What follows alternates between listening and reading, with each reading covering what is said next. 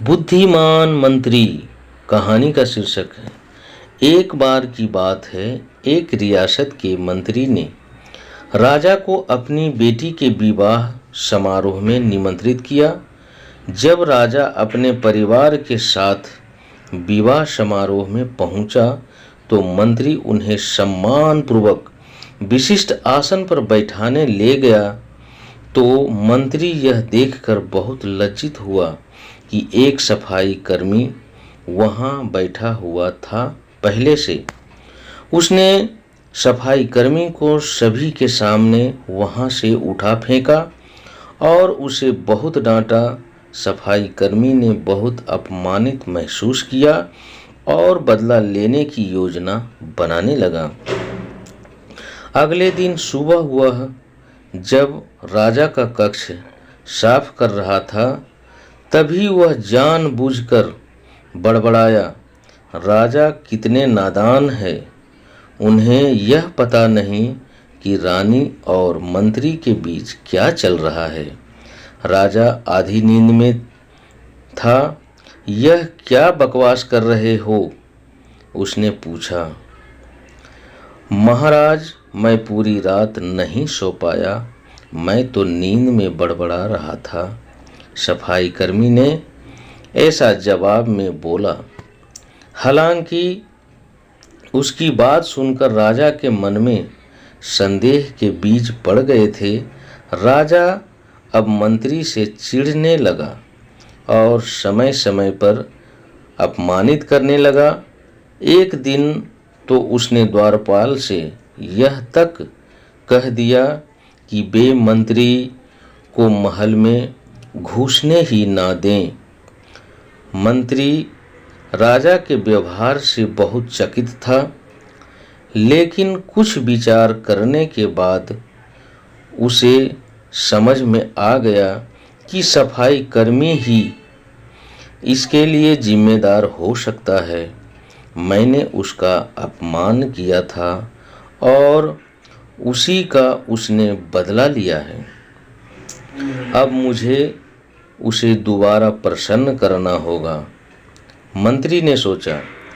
तभी वह राजा की निगाह में मेरा सम्मान दोबारा दिला सकता है। मंत्री ने सोचा।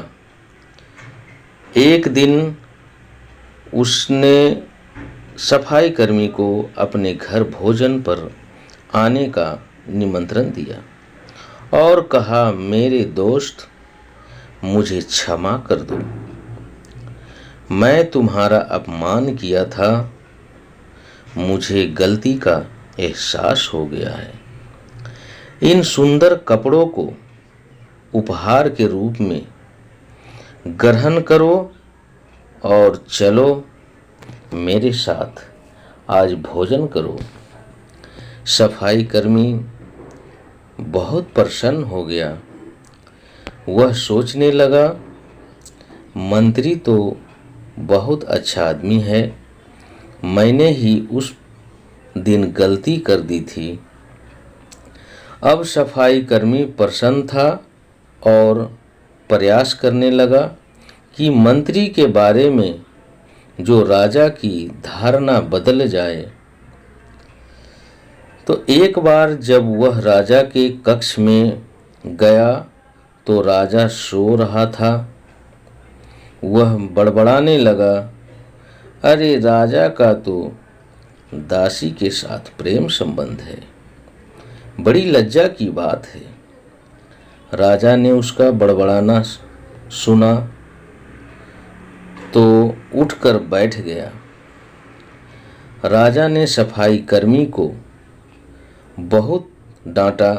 सफाई कर्मी बोला, क्षमा कर दो महाराज, मैं पूरी रात सो नहीं पाया, इसलिए दिन में ही नींद में बड़बड़ा रहा था। राजा को अपनी गलती समझ में आ गई।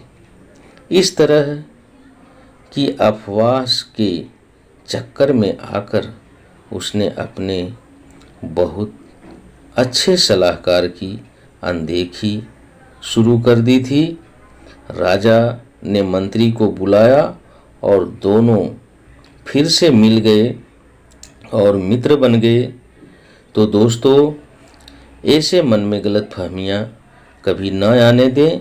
और इस कहानी से आपको क्या सीख मिला है, तो दोस्तों हमें कमेंट बॉक्स में कमेंट करके ज़रूर बताएं कि इस कहानी से आप क्या सीखे।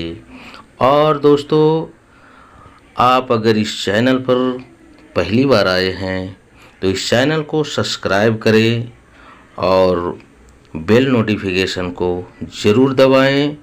उसको दबाने से होगा यही कि जैसे ही मैं वीडियो अपलोड करूंगा तो उसका नोटिफिकेशन सबसे पहले आप तक पहुंचे। इसलिए नोटिफिकेशन को ऑल प्रेस ज़रूर करें। दोस्तों, अगर इस वीडियो को आप ज़्यादा से ज़्यादा अपने दोस्तों तक शेयर करें और लाइक करें। और दोस्तों, इसी के साथ फिर मिलूँगा दूसरे वीडियो में। तब तक के लिए आप लोगों को नमस्कार मित्रों।